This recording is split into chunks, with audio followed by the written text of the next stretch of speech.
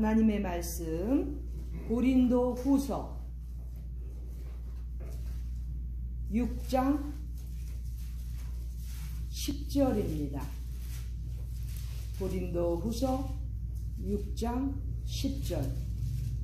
우리 현대 크리스천들이 가야 되는 방향입니다. 다 같이 읽겠습니다. 시작. 근심하는 자 같으나 항상 기뻐하고 가난한 자 같으나 많은 사람을 부유하게 하고 아무것도 없는 것 같으나 모든 것을 가진 자로다. 아멘. 크리스천들이 살아가는데 너무나 많은 근심들이 있을 수 있습니다. 근심은 다 마귀가 주는 게 아니에요. 제가 고린도 후서 7장에 있는 말씀, 7장 10절에 있는 말씀을 통해서 설명을 드렸습니다. 근심에는 하나님의 뜻대로 하는 경건한 근심이 있고 또 사망을 가져오게 하는 그러한 세상적인 근심이 있다고 그랬습니다. 그런데 우리 크리스찬들이 이 세상에서 살면서 경건한 근심, 하나님의 뜻대로 하는 근심, 이런 것들이 많지요. 어떻게 하면 내가 더 하나님의 일을 더 잘 봉사할 수 있을지, 어떻게 하면 더 주의 종들, 주의 귀한 자녀, 하나님의 백성들을 잘 섬길 수 있을지 근심하게 되는 거예요. 누구 말 맞다나 그 다음날 식사 당번이니까 밤새도록 그 메뉴와 식사 준비 때문에 그렇게 신경을 썼다는데 그것도 하나의 세상적인 근심은 아니고 거룩한 근심이지요, 그렇죠? 그래요. 이렇게 거룩한 근심. 또 사람인지라 세상적인 근심들이 왜 없겠습니까? 누가 어떤 일을 당해서 또 걱정이 되는 일이 있지 않습니까? 특히 자녀들 아니면 경제적인 것들 근심이 많지요. 그러므로 우리 크리스천들은 이런저런 근심에서 피할 수가 없습니다. 세상 사람들은 경건한 근심 그런 거 신경 안 써요. 그러나 우리는 크리스천들이기 때문에 더욱더 이 근심이 많아지는 거죠. 사도 바울이 오늘 본문의 말씀을 통해서 근심하는 자 같으나, 여기서는 근심하는 자 같으나를 다시 말하면은 근심으로 여러 가지 번민으로 혹은 슬픔으로 그렇게 살아가는 그러한 사람이지만 그 뜻입니다. 근심과 슬픔 가운데서 처할 수도 있지만 그러나 항상 기뻐하는 그러한 성도가 되어야 된다는 것입니다. 먼저 항상 기뻐하는 그러한 성도들이 되어야 된다는 것을 지금 이 본문의 말씀을 통해서 강조하고 있습니다. 기뻐하는 일 수시로 생길 수 있어요. 또 기뻐하지 않을 일들이 또 생길 수가 있습니다. 그러면 세상 말로 기분이 업앤다운 할 수는 없지 않습니까? 왜? 우리는 그리스도인의 삶을 살고 있는 신앙인들이기 때문에. 그래서 지금 사도 바울은 여기서 비록 근심하는 자 같지만, 근심하면서 살아가는 사람이지만 그러나 항상 기뻐하는 신앙인이 되라는 것입니다. 항상 기뻐하는 것 신앙의 수준입니다. 벌써 힘들고 어려운 여러 가지 악조건 속에서도 항상 기뻐하는 자는 정말 믿음이 장성한 그런 예수님께서도 칭찬하시는 큰 분량의 믿음에 이른 자인 것입니다. 그래서 우리가 신앙생활하면서 사회생활하면서 가정생활하면서 항상 기뻐해야 된다는 것이 바로 첫 번째 우리가 가야 하는 방향인 것입니다. 그 다음에 두 번째는 가난한 자 같지만 많은 사람을 부유하게 한다는 것이죠. 여기서 부유하게 한다는 것은 영어로는 rich, 풍성하게 하는 것입니다. 비록 우리가 특별히 부자가 아닌 가난한 자 같이 그렇게 살아갈지라도 우리를 통해서 많은 사람이 부요해지어야 된다는 것입니다. 내 가족, 내 주변에 내 교회 사람만이 아니고 많은 사람들, 많은 사람들을 rich, 풍요롭게, 부요하게 할 수 있는 그러한 신앙이 되어야 된다는 것이 두 번째 방향인 것입니다. 사도 바울은 부자로 살지 않았습니다. 물론 영적인 부자였지만 육신적으로는 자기가 노동을 해서 자기도 먹고 살고 자기 주변의 사람도 먹고 살게 하는 그러한 열심히 일을 해야만 먹고 살 수 있는 그러한 사람이었습니다. 그러한 위치였습니다. 그러나 그 가난한 삶을 통해서 사도 바울은 많은 사람들을 부유하게 할 수 있는, 풍요롭게 할 수 있는 그러한 신앙을, 믿음을 터득한 것입니다. 그러므로 우리에게 후세의 모든 믿는 자들도 이렇게 살아가도록 우리에게 방향을, 말씀을 통해서 주고 있습니다. 그러므로 우리는 비록 내 지금 위치가 가난한지 아닌지 잘은 모르겠지만 있는 형편에서 최대한 많은 사람들에게도 풍요롭게 할 수 있는, 부자가 되게 할 수 있는 그러한 역할을 감당하는 사람이 되어야 된다는 것입니다. 얼마나 아름다운 삶입니까? 맨날 궁해가지고 쩔쩔쩔쩔 매는 거 펴내고 다니는 사람들, 어떻게 그 사람들이 하나님 앞에 복받았다고 할 수 있겠습니까?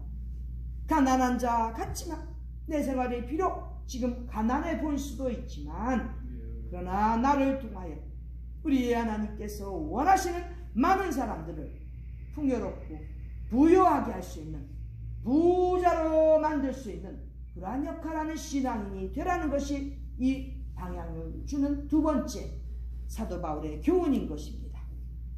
참 이게 어려워요.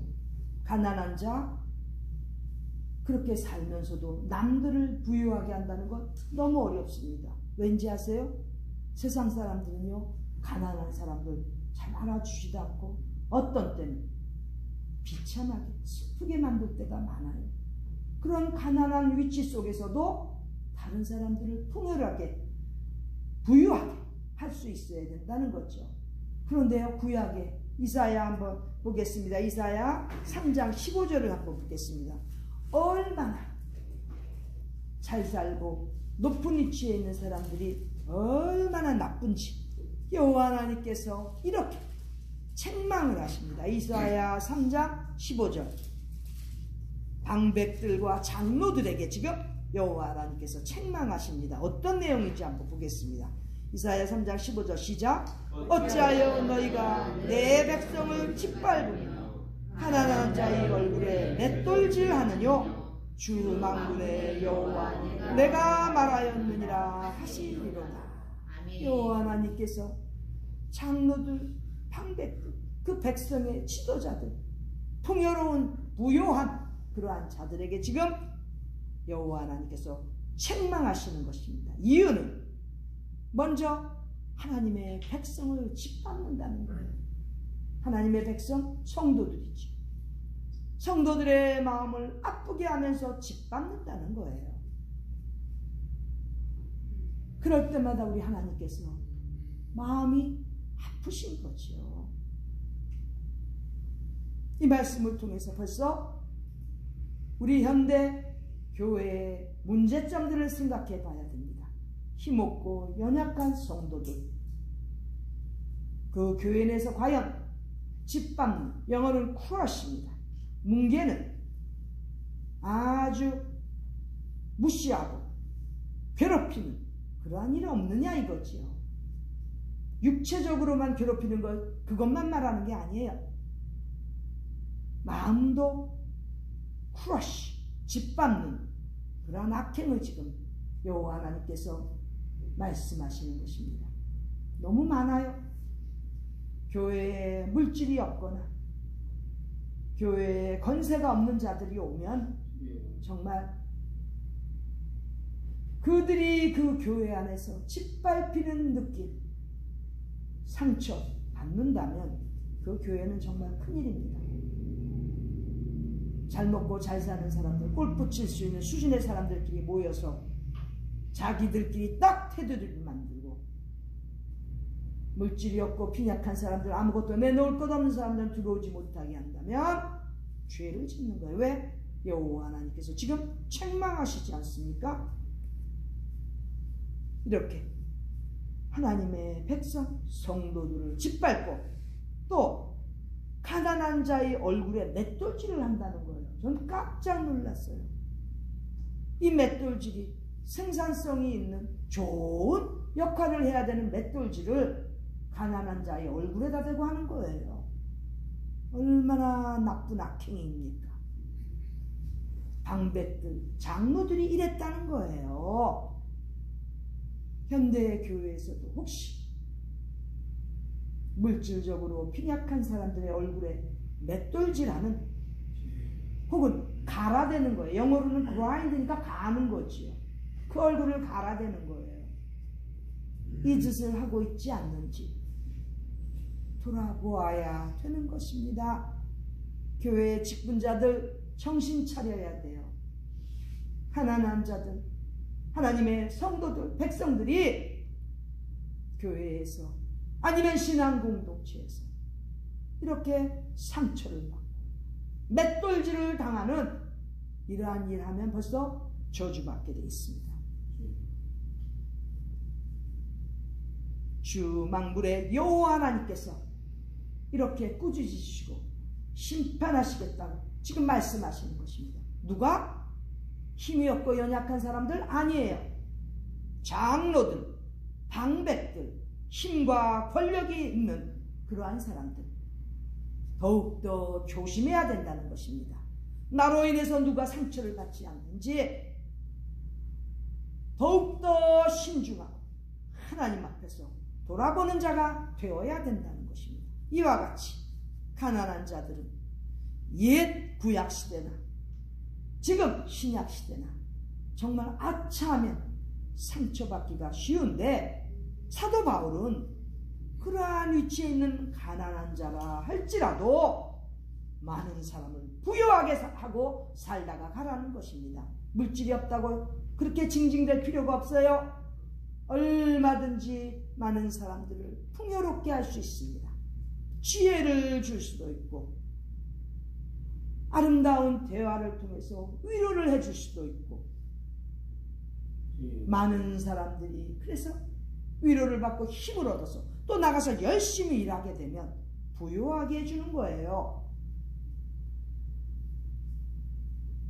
이러한 자들이 많이 나오기를 바랍니다. 지금 이 시대에 꼭 필요한 신앙인들은 바로 이러한 사람들인 것입니다. 사도 바울은 그래서 항상 기뻐하고 또 많은 사람을 풍부하게 부유하게 할 수 있는 그러한 성도들이 되라고 지금 방향을 주고 있는 것입니다. 그 다음 세 번째는 아무것도 없는 자 같지만 모든 것을 가진 자 되라는 거예요. 돌아보면 나는 아무것도 없는데 지금 내가 할 수 있는 게 아무것도 없는데 꼭 물질적인 것만 얘기하는 게 아니에요. 나는 능력이 없어서 배운 게 없어서 나는 아무것도 할 수가 없는데 아무 가진 게 없는데 nothing 아무것도 없는데 그렇지만 사도 바울은 아무것도 없는 자 같지만 신앙인이라면 믿음이 있는 자라면 그 가운데서도 모든 것을 소유하게 그렇게 살 수 있다는 것입니다. 얼마나 감사합니까? 육적인 게 없어요. 영적으로 그럼 모든 것을 소유할 수 있을 만큼 풍성한 은혜의 삶을 살라는 겁니다. 아무것도 없다고 징징대고 그러기에는 이제 시간이 너무 없습니다. 주님 언제 오실지 알 수는 없지만 우리는 주님께서 다시 오실 때를 준비하며 살아야 되는데 내가 아무것도 없고 나는 아무것도 아니라고 뒤로 이렇게 물러나면 언제 이렇게 모든 것을 가진 자로서 이렇게 힘있는 신앙생활을 할 수 있겠습니까? 우리 하나님께서는 성령님을 통하여 우리가 모든 것을 가진 자로서 얼마든지 은혜로운 삶을 살 수 있게 그렇게 해주셨습니다. 사도 바울이 바로 우리가 아무것도 아닌 것 같지만 우리는 정말 위대한 모든 것을 가진 자로서 그렇게 살아가라는 것입니다. 먼저 우리에게 모든 것 중에 제일 중요한 것을 주신 것은 바로 하나님의 말씀인 것입니다. 우리 하나님의 말씀을 가지고 있는데 모든 것을 가진 자지요. 또 예수 그리스도의 능력을 우리에게 주셨습니다. 주님의 이름으로 얼마든지 우리는 능력 있는 삶을 살 수 있기 때문에 모든 것을 가진 자가 되는 것입니다. 우리 하나님의 은혜와 예수 그리스도의 능력으로 우리는 앞으로도 얼마든지 모든 것을 가진 자로서 힘차게 살아갈 수 있는 것입니다. 아멘. 이러한 신앙의 방향에 있어서 흔들리지 말고 우리 모두가 항상 기뻐하고 많은 사람에게 은혜를 끼치며 부유하게 할 수 있는 자가 되어야 되고, 또 능력 있는 하나님의 말씀으로 모든 것을 가진 자로, 또 예수 그리스도의 이름으로 승리하는 모든 것을 가진 자로 살아가는 귀한 하나님의 자녀들, 예수 그리스도의 제자들이 되시기를 간절히 소원합니다. 기도드리겠습니다. 존귀하신 하나님 우리 아버지, 우리는 정말 너무나 부족한 자입니다. 주님께서 주신 이러한 아름다운 원리들을 깨닫지 못하고 언제나 불평하며 부족함 가운데서 허우적거리다가 인생을 너무나 많이 낭비한 이러한 위치에 왔지만, 이제부터는 항상 기뻐하면서 많은 사람을 부유하게 하고 하나님의 말씀으로 가득 찬 모든 것을 소유한 자로서 살기에 부족함이 없도록 성령님 인도하여 주시고 하나님의 은혜 가운데 붙잡아 주시옵소서. 존귀하신 예수 그리스도 이름 받들어 기도드립니다. 아멘.